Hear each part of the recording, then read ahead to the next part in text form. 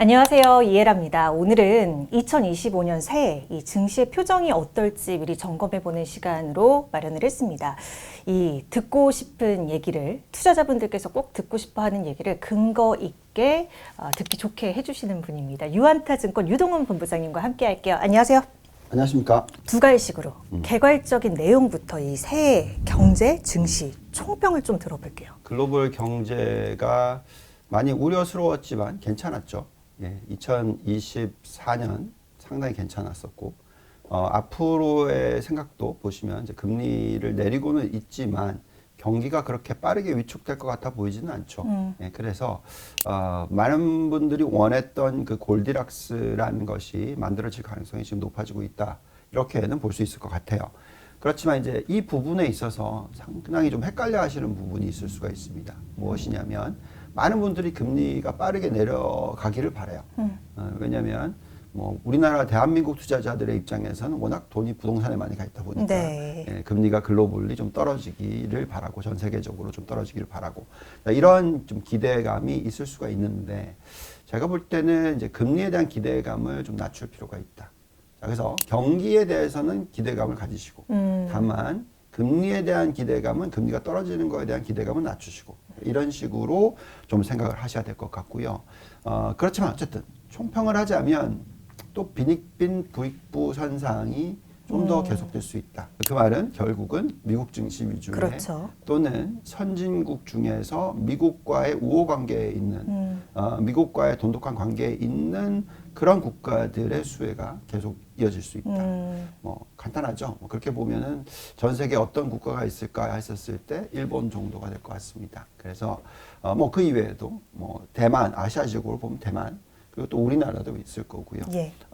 그 이외에 뭐 다른 국가들도 중요하겠고요. 하지만 여전히 전 세계적으로 봤었을 때 중국에 대한 리스크가 엄청난 부양 정책을 펴고 있음에도 불구하고 잘 살아나기가 좀 어렵습니다. 너무 과잉 투자가 일어날 수도 있고요. 또 디플레이션을 수출하는 과정도 나오고 있고요. 즉 단가가 지금 자꾸 빠지거든요. 그러면서 이제 물량을 내놓는데 밖에다가 테무라는 대표적인 종목들도 있죠. 그래서 그런 걸 봤었을 때 중국은 여전히 좀 생각보다 어렵다. 대신에 미국은 지금 트럼프 대통령이 들어옴으로 인해서 굉장히 성장 위주의 어떤 산업 재편이라든지 산업 성장이 나올 수가 있다. 그래서 계속 말씀을 드리는 부분이지만 전 세계 경제 성장률은 예상보다 괜찮을 수 있고 안정적인데 이게 미국과 일본과 다른 어떤 미국 우호적인 국가들에서 나올 수 있다라는 부분을 감안하시고 여기에 따라서 또 금리는 좀 너무 낮게 보시면 안 된다. 이렇게 말씀을 드리겠고요.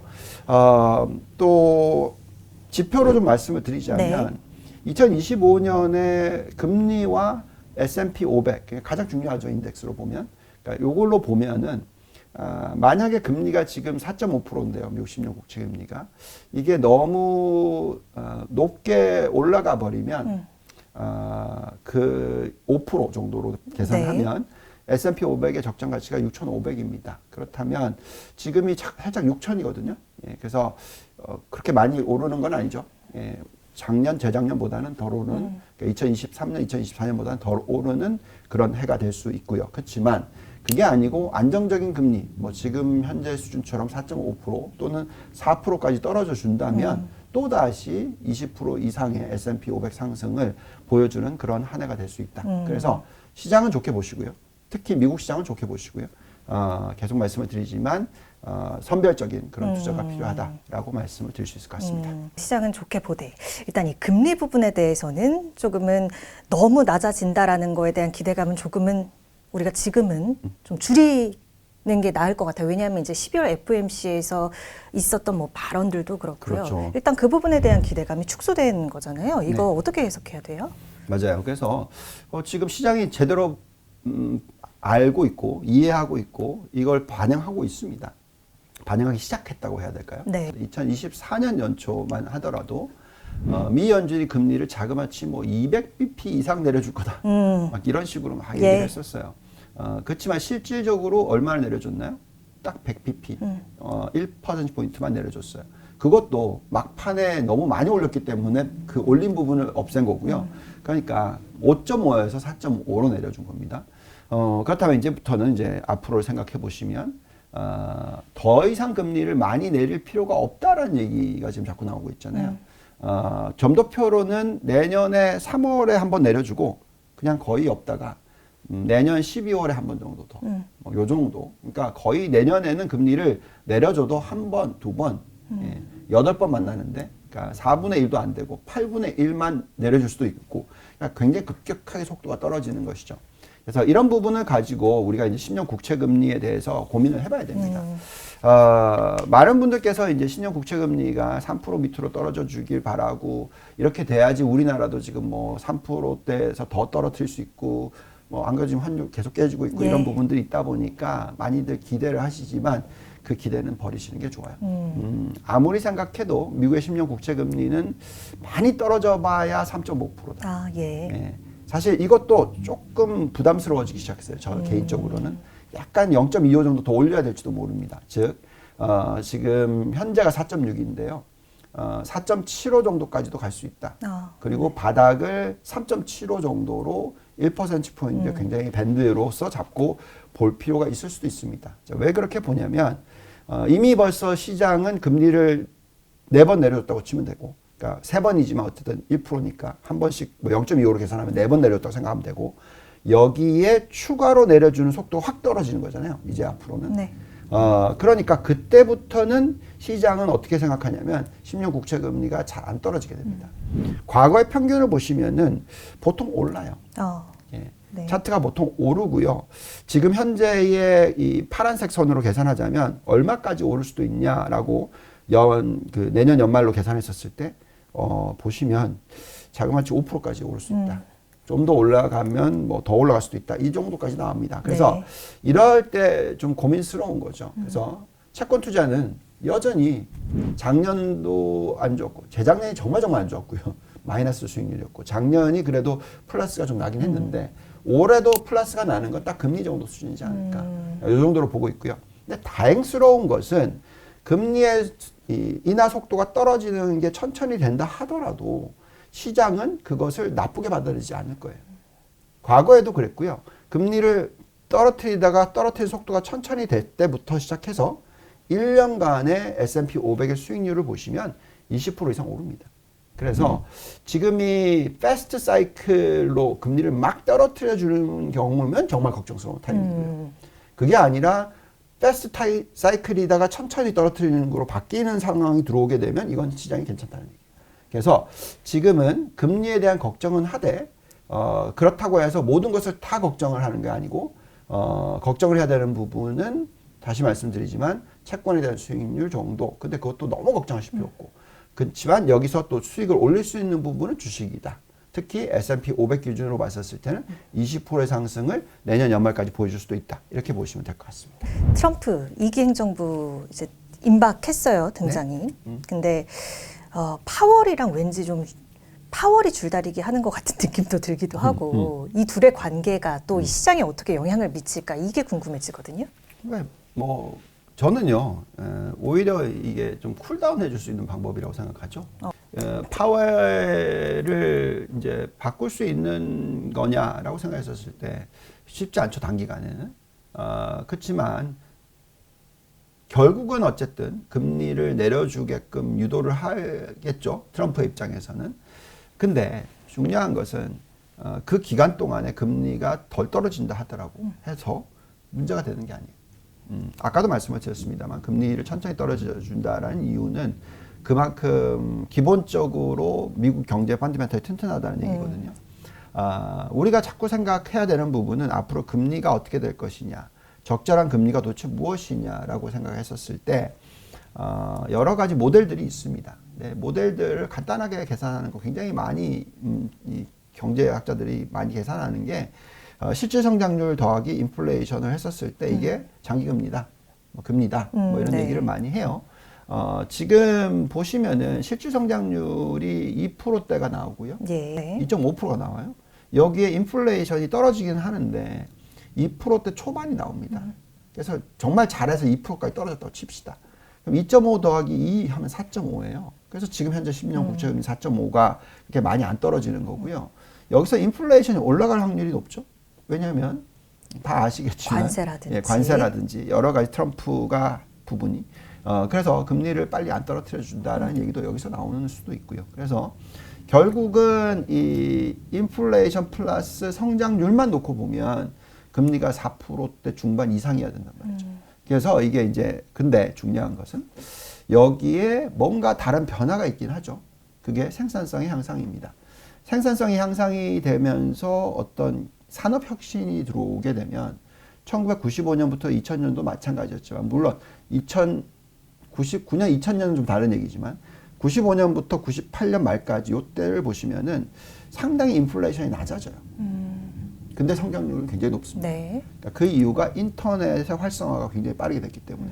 근데 그게 지금 비슷한 효과를 가지고 오는 게 AI다라는 거죠.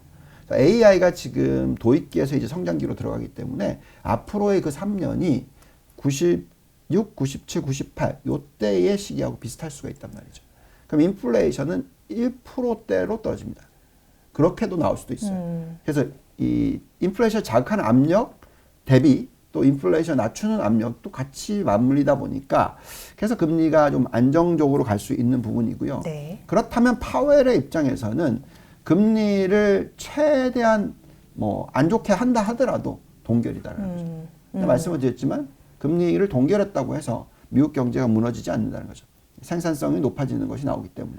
그러니까 실질 중립 금리를 약 한 1% 정도로 잡고 많이 높게 잡으면 1.5% 정도로 예. 잡고 더하기 인플레이션 2에서 2.5를 하면 결국은 4.5 정도 맥시멈이란 말이죠. 네. 그래서 우리가 지금 보는 것은 4.5가 저점이라고 생각하실 수도 있겠지만 또 다르게 살짝 바꿔보면은 이게 고점이라고 생각할 수도 있는 거죠.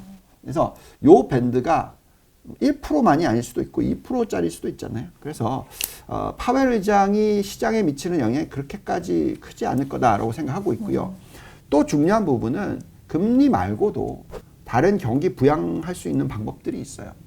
그것을 보는 게 결국은 많은 분들이 이 장단기 금리차 역전 현상이 해소가 됐다라고 얘기를 하면서 이게 경기 침체를 6개월 뒤에 가지고 올 수 있는 가능성이 높다. 과거 예가 그랬기 때문에 라고 얘기를 하시지만 실질적으로는 그렇게 되려면 은행권의 대출 증가율이나 은행권의 유동성이 줄어들어야 돼요. 근데 그렇지 않고 지금은 성장기입니다. 파웰이 하려고 하는 부분이 계속해서 유동성은 부여하는데 그 강도를 줄이는 거지 급격하게 줄이려고 하는 건 아니거든요. 그래서 지금 미국의 여신 증가율을 보시면은 3.7% 성장률이고 앞으로 1년, 2년, 3년 갔었을 때 충분히 트럼프 정권이 대출 증가율을 높이게 만들 수 있단 말이죠. 네. 예, 그래서 10%대의 대출 증가율로 늘어날 때는 경기 침체가 오지 않습니다. 여기서 미국의 인플레이션이 높아질 거라고 두려워하고는 있으나 여전히 5년, 10년, 뭐 5년 뒤 5년 이런 모든 인플레이션 예측치를 보시면 대부분이 다 어디냐면 2%대 초반이에요. 그러니까 2%까지는 아니더라도 2.2에서 2.4 정도, 2.5%보단 밑이란 말이죠. 네. 그래서 요 정도 숫자로서 우리가 봤었을 때 그 정도 가지고는 미국 경제가 어떤 큰 위기에 봉착할 가능성은 낮고요.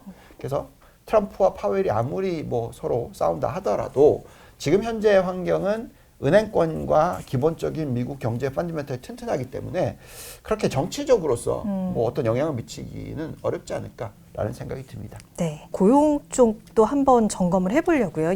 요즘 좀 수준은 어떤지요? 기본적으로 아무래도 이제 생산성이 높아지게 되면 물가 상승률이 2%대 초중반 정도까지는 올라갈 수 있어도 그것보다 더 많이 관세가 높아진다 하더라도 그렇게까지는 올라가지 않을 거고 3%대 뭐 4%대 이런 거는 저희는 아직은 예측을 하지 않고 있고요.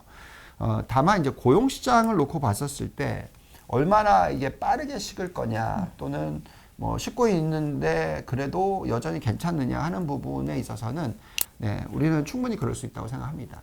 무슨 얘기냐면 지금 생산성이 높아짐으로 인해서 AI가 들어옴으로 인해서 직장 수가 많이 늘지 못하죠. 뭐 왜 그러냐면 당연히 사람이 덜 필요하잖아요. 네, 그렇죠. 네. 네, 그러면서 이제 많은 분들이 걱정을 하시는 거예요.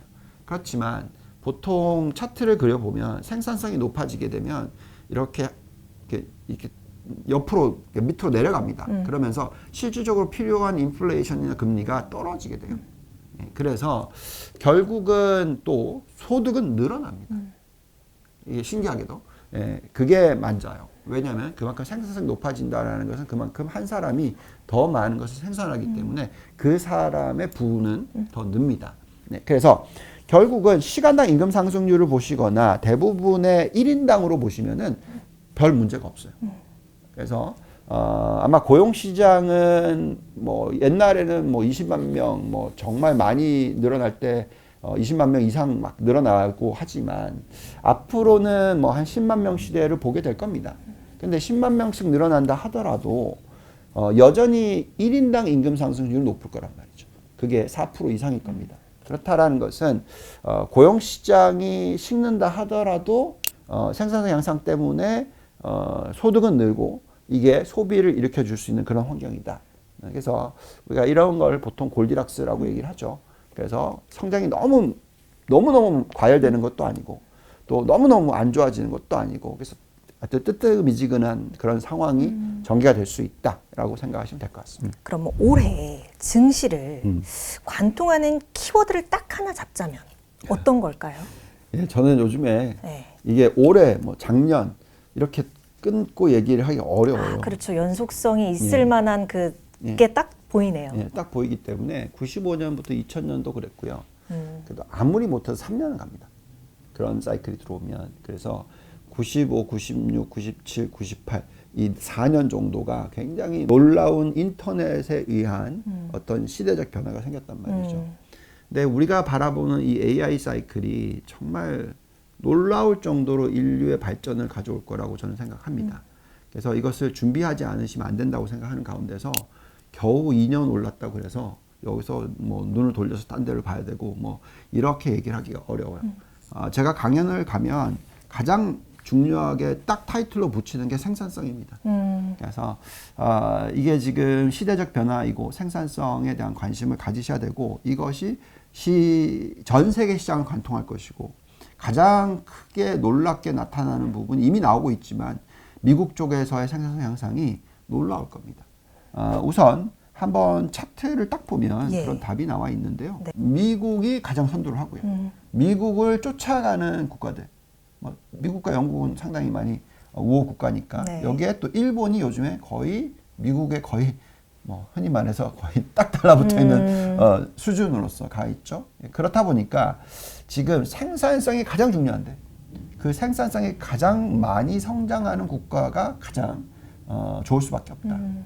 그래서 이런 차트를 보고 있으면은 앞으로 생산성이 얼마나 상승을 할까 하는 것을 자꾸 공부를 해야 되고 어떤 식으로 바뀔까 하는 거에 대한 관심을 두셔야 되는데요. 네.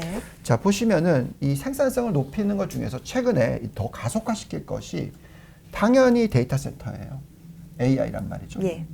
그래서 데이터 센터를 얼마나 많이 들고 있느냐에 따라서 얼마나 더 영향을 미칠 수가 있고 성장을 할 수 있느냐는 부분인데 예, 이게 이제 지금 보시면은 미국이 5,381개, 나머지 국가들은 이거의 10분의 1 정도밖에 안 들고 있어요. 네. 돈은 20분의 1 정도밖에 안 들고 있습니다.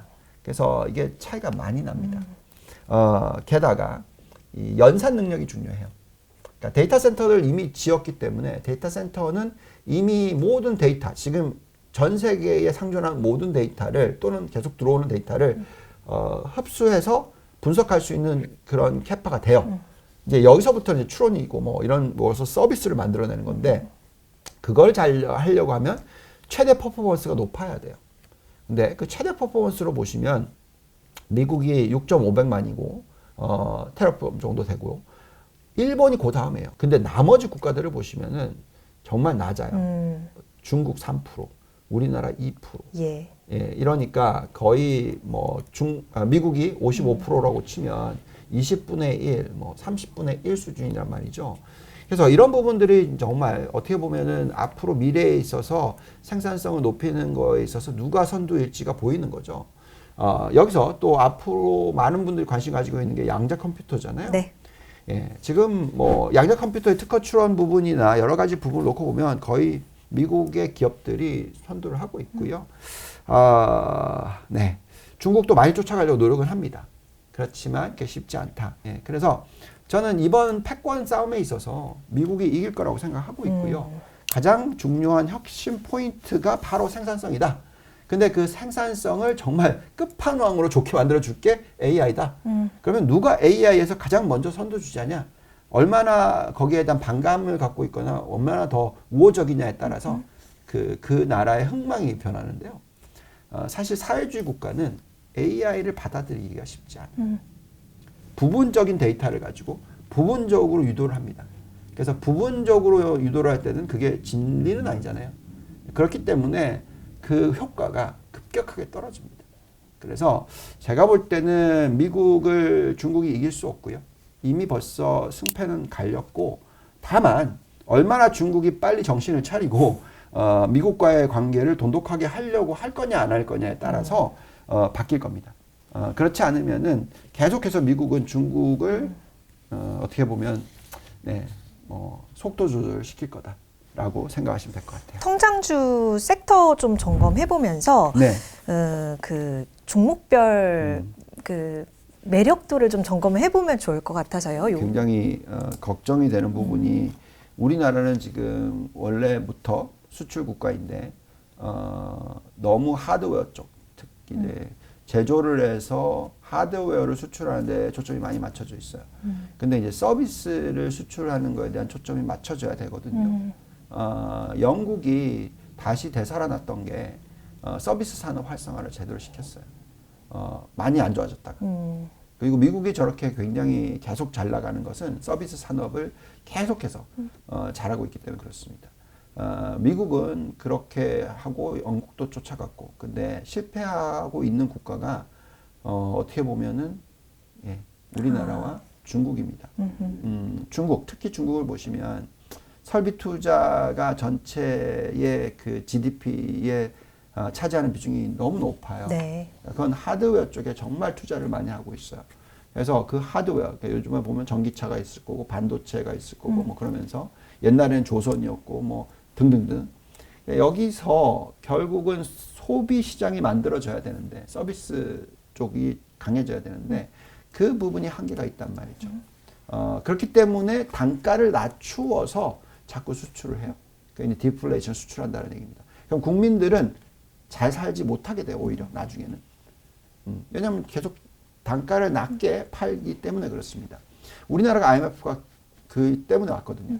그러니까 부채가 엄청나게 늘어나면서 수출을 많이 하는데 초점을 맞춰지는데 그게 하드웨어 쪽이다 보니까 단가를 자꾸 낮춰야 되고 그러면서 이제 IMF가 터진 거란 말이죠. 네. 네, 그래서 제가 볼 때는 그 결국은 우리는 이 서비스업과 하드웨어와 소프트웨어 이 두 개를 같이 가져갈 수 있는 쪽으로 가야 돼요. 그게 미국입니다. 예, 그래서 그 미국 안에서 IT 업종을 보시더라도 옛날에는 시스코 시스템즈 같이 막 인터넷을 처음이니까 막 깔고 하드웨어 쪽만 가다가 나중에 많이 망가졌지만 이번엔 그렇지 않을 거예요. 대표적으로 엔비디아는 반도체를 막 가지고 그러니까 데이터 센터에 들어가는 걸 하는 거죠. 그렇지만 이걸 가지고 서비스를 계속 만들어낼 겁니다. 예, 그리고 서비스 관련된 기업들 투자를 계속 늘려갈 거예요. 마찬가지죠. 다른 뭐 마이크로소프트도 그렇고요. 특히 테슬라 마찬가지죠. 다 똑같습니다. 그래서 이 AI를 가지고 엄청난 경쟁력을 만들어낼 거고 전 세계 사람들이 다 이 관련된 서비스를 쓰게 될 겁니다. 모든 사람들이 전 세계 인구가 다 AI를 쓰고 있는 시대가 인터넷을 쓰는 데까지 걸렸던 시간은 거의 30년 가까이 되고 25년 넘는데 한 7, 8년이면 될 것 같아요.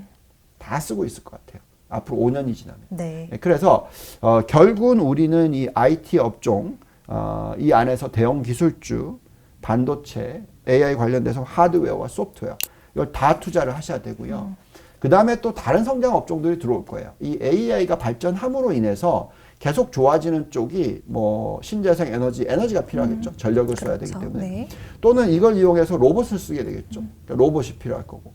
또 이걸 가지고 우주항공을 막 할 거고. 그리고 또 이걸 하기 위해서 양자 컴퓨터를 또 계속 할 거고. 그래서 이런 식으로 결국은 생산성을 높여가는 데 있어서 포함되는 업종들이 있을 거란 말이죠. 그래서 이런 쪽에 대한 관심을 계속 유지해야 됩니다. 지금은 가치주에 대한 투자에 대한 관심을 가지실 타이밍 정도는 아니다. 중소형주에 대한 관심을 가지지 말자. 그건 아니에요.